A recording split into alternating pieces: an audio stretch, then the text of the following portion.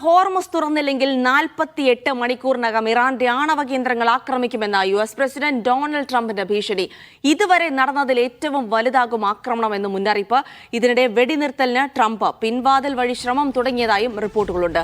ആക്രമണങ്ങൾ തുടരുന്നതിനിടെ സൗദിയിലെ ഇറാൻ എംബസിയിലെ ഉദ്യോഗസ്ഥരോട് 24 മണിക്കൂറിനുള്ളിൽ രാജ്യം വിടാൻ നിർദ്ദേശം. സൈനിക പ്രതിനിധി, സഹായി, മിഷൻ സ്റ്റാഫിലെ 3 ഉദ്യോഗസ്ഥർ എന്നിവരോടാണ് നിർദ്ദേശം. ഇവരെ രാജ്യത്ത് തുടരാൻ അർഹതയില്ലാത്തവരായി പ്രഖ്യാപിച്ചു. സൗദി വിദേശകാര്യ മന്ത്രാലയത്തിന്റേതാണ് തീരുമാനം. ഇന്നലെ രാത്രി മുതൽ സൗദിയിലേക്ക് എത്തിയത് 20ഓളം ഡ്രോണുകളാണ്. അഫ്താബ് റഹ്മാൻ വിവരങ്ങൾ നൽകും. അഫ്താബ്, ഈ സൗദിയുടെ കാര്യത്തിലേക്ക് വരുന്നതിന് മുൻപ് നിലവിൽ ഇപ്പോൾ പശ്ചിമേഷ്യയിൽ എന്ത് നടക്കുന്നു എന്ന് നോക്കുകയാണെങ്കിൽ വലിയ തരത്തിലുള്ള ഒരു ഭീഷണി അമേരിക്കയിൽ നിന്നുണ്ടാവുകയാണ്. കാരണം ഹോർമുസ് കടലിടുക്കിലെ ചരക്ക് ഗതാഗതം സുഗമമാക്കാനുള്ള ഇടപെടലുകൾ ഇത്രയും കാലം അമേരിക്ക നടത്തിക്കൊണ്ടിരുന്നു. അതിന് സഖ്യകക്ഷികളുടെയൊക്കെ സഹായം തേടിയിരുന്നു. പക്ഷേ അതുകൊണ്ടും സാധ്യമാകാതെ വന്ന ശേഷമാണോ ഇപ്പോൾ ഈ ഭീഷണി ഉയർത്തുന്നത്?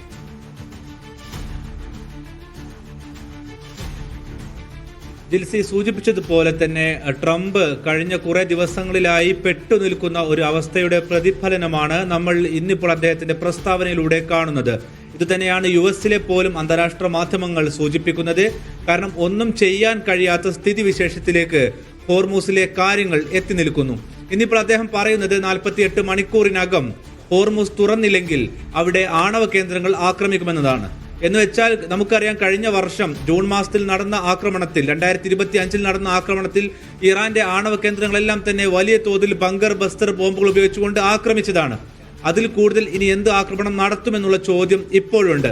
ഏതായാലും അവർ ലക്ഷ്യം വെക്കാനിരിക്കുന്നത് ഇറാന്റെ ആണവ കേന്ദ്രങ്ങളോടൊപ്പം തന്നെ അതുമായി ബന്ധപ്പെട്ട അനുബന്ധ സംവിധാനങ്ങൾ എന്നുള്ളതാണ് ട്രംപ് പറയുന്നതിലുള്ള അതിന്റെ ഒരു ഉള്ളടക്കം എന്ന് പറയുന്നത്.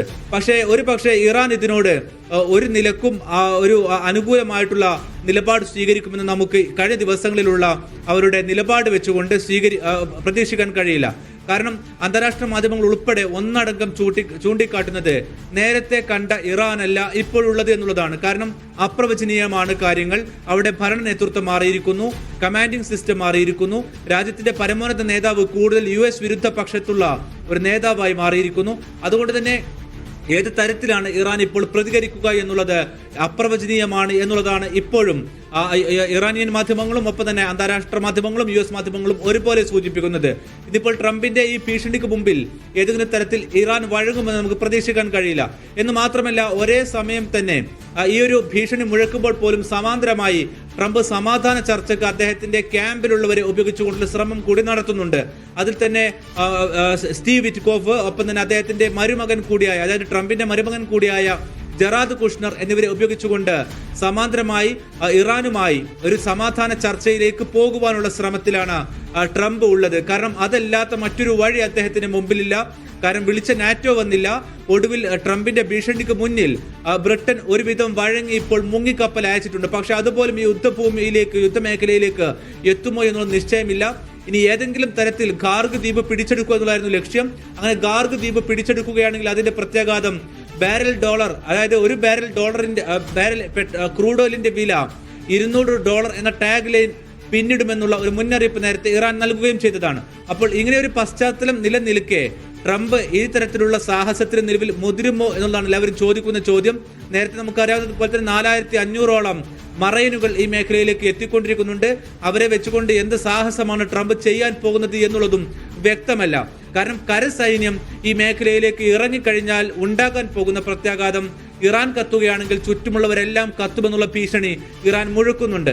അതുകൊണ്ട് തന്നെ അത് കൂടുതൽ പ്രതിസന്ധി സൃഷ്ടിക്കുമെന്നുള്ളൊരു ഭീതി ട്രംപിന്റെ ക്യാമ്പിനകത്തുമുണ്ട്. അതുകൊണ്ടാണ് സമാന്തരമായി ഒരു വശത്ത് ഭീഷണി മുഴക്കുമ്പോൾ മറുവശത്ത് വെടിനിർത്തൽ ചർച്ചയിലേക്കുള്ള കാര്യങ്ങൾ അദ്ദേഹം നീക്കുന്നതും. മറ്റൊരു പ്രധാനപ്പെട്ട കാര്യം ജിൽസി, സൗദി അറേബ്യ ഉൾപ്പെടെയുള്ള വിവിധ രാജ്യങ്ങളിലേക്ക് ഇപ്പോഴും ആക്രമണം തുടരുന്നുണ്ട്. അതിൽ തന്നെ ഇതുവരെ ഇറാന്റെ നയതന്ത്ര പ്രതിനിധികളെ സൗദി അറേബ്യ പുറത്താക്കിയിരുന്നു. നേരെ ഖത്തർ അവരുടെ പ്രതിനിധികളെ പുറത്താക്കിയിരുന്നു. കാരണം ഖത്തറിനകത്ത് വലിയ തോതിൽ ആക്രമണം നടന്ന സാഹചര്യത്തിലായിരുന്നു അത്. ഇന്നിപ്പോൾ സൗദി അറേബ്യ 5 ഉദ്യോഗസ്ഥരെ ഇറാന്റെ എംബസിയിൽ നിന്നും ഉടനടി പുറത്താക്കണമെന്ന് ആവശ്യപ്പെട്ടിട്ടുണ്ട്. അതിൽ ഒന്നാമത്തേത് ഇറാന്റെ മിലിറ്ററി അറ്റാഷെയാണ്. രണ്ടാമത്തേത് അദ്ദേഹത്തിന്റെ ഡെപ്യൂട്ടിയായി നിലകൊള്ളുന്ന ആളാണ്. ബാക്കിയുള്ള 3 പേർ ഇവരുടെ സഹായികളായി നിലകൊള്ളുന്നവരാണ്. എന്ന് വെച്ചാൽ പൂർണ്ണമായും ഉദ്യോഗസ്ഥരെ പുറത്തേക്ക് തള്ളിയിട്ടില്ല. ഒരു നയതന്ത്ര ഘട്ടം അല്ലെങ്കിൽ ചർച്ചക്കുള്ള ഏതെങ്കിലും ഒരു ഘട്ടം വരികയാണെങ്കിൽ അവിടെ സംസാരിക്കുവാനുള്ള ആളുകളെ അവശേഷിപ്പിച്ചുകൊണ്ട് ഈ യുദ്ധവുമായി ബന്ധപ്പെട്ട് നേരിട്ട് നിലകൊള്ളുന്ന 5 പേരെ ഇറാൻ എംബസിയിൽ നിന്നും 24 മണിക്കൂറിനകം പോകണമെന്ന് സൗദി അറേബ്യ മുന്നറിയിപ്പ് നൽകിയിട്ടുണ്ട്. എന്ന് വെച്ചാൽ ഇവിടെയുള്ള ഗൾഫ് രാഷ്ട്രങ്ങൾക്ക് പോലും ഒരു കർശനമായ നിലപാടിലേക്ക് പോകുവാൻ കഴിയാത്ത വിധം ഇവിടെയുള്ള സ്ഥിതിവിശേഷം മാറിക്കഴിഞ്ഞിട്ടുണ്ട്. കാരണം ഒറ്റയടിക്ക് ഇറാനുമായി മുറിച്ചു മാറ്റിക്കൊണ്ട് അവരുമായി ഏറ്റുമുട്ടലിലേക്ക് പോകാൻ കഴിയാത്ത സാഹചര്യം, മറുവശത്ത് അങ്ങനെ ചെയ്തില്ലെങ്കിൽ പോലും ഉണ്ടാകുന്ന പ്രത്യാഘാതം, മറുവശത്ത് ഇങ്ങനെ ആകെ കുഴഞ്ഞു മറിഞ്ഞ ഒരു അവസ്ഥയിലേക്ക് ഹോർമൂസുമായി ബന്ധപ്പെട്ട പ്രശ്നം നിലനിൽക്കുന്നു. $112 ഇപ്പോൾ എണ്ണവില നിൽക്കുന്നത്. ഇതിപ്പോൾ സംഘർഷം നീണ്ടു പോവുകയാണെങ്കിൽ യൂറോപ്പ് അതിരൂക്ഷമായ പണപ്പെരുപ്പം, സാമ്പത്തിക മാന്ദ്യം എന്നിവയിലേക്ക് പോകും. നേരത്തെ ജിൽസി സൂചിപ്പിച്ചതുപോലെ തന്നെ ഇന്ത്യയിലേക്ക് ഉൾപ്പെടെ ഇതിപ്പോൾ ക്രൂഡ് ഓയിലിന്റെ മാത്രം വിഷയമല്ല, സ്റ്റീൽ ഉൾപ്പെടെയുള്ള വിവിധ അവശ്യ സർവീസുകൾ ഉൾപ്പെടെയുള്ള വളം ഉൾപ്പെടെയുള്ള മുഴുവൻ വസ്തുക്കളും വരുന്നത് ഈ ക്രൂഡ് ഓയിലുമായി ബന്ധപ്പെട്ട അനുബന്ധ വസ്തുക്കളിൽ നിന്നാണ്. അതുകൊണ്ട് ഇത് ഒരു മേഖലയെ മാത്രമല്ല, വ്യവസായ മേഖല, സാമ്പത്തിക മേഖല, ഇങ്ങനെ സകല മേഖലയിലേക്കും ഇതിന്റെ പ്രത്യാഘാതം വന്നുകൊണ്ടിരിക്കുകയാണ്. അതുകൊണ്ട് തന്നെയാണ് ട്രംപ് ഇപ്പോൾ കൂടുതൽ അസ്വസ്ഥനായി അനുഭവപ്പെടുന്നതും അദ്ദേഹം ഈ തരത്തിലുള്ള ഭീഷണികൾ മുഴക്കുന്നതും. ഇതുകൊണ്ട് പക്ഷേ ഇറാൻ കുലുങ്ങില്ല എന്നാണ് ഇന്നും കഴിഞ്ഞ ദിവസങ്ങളിലെ ഇറാന്റെ പ്രതികരണം സൂചിപ്പിക്കുന്നത്. ജിൽസി.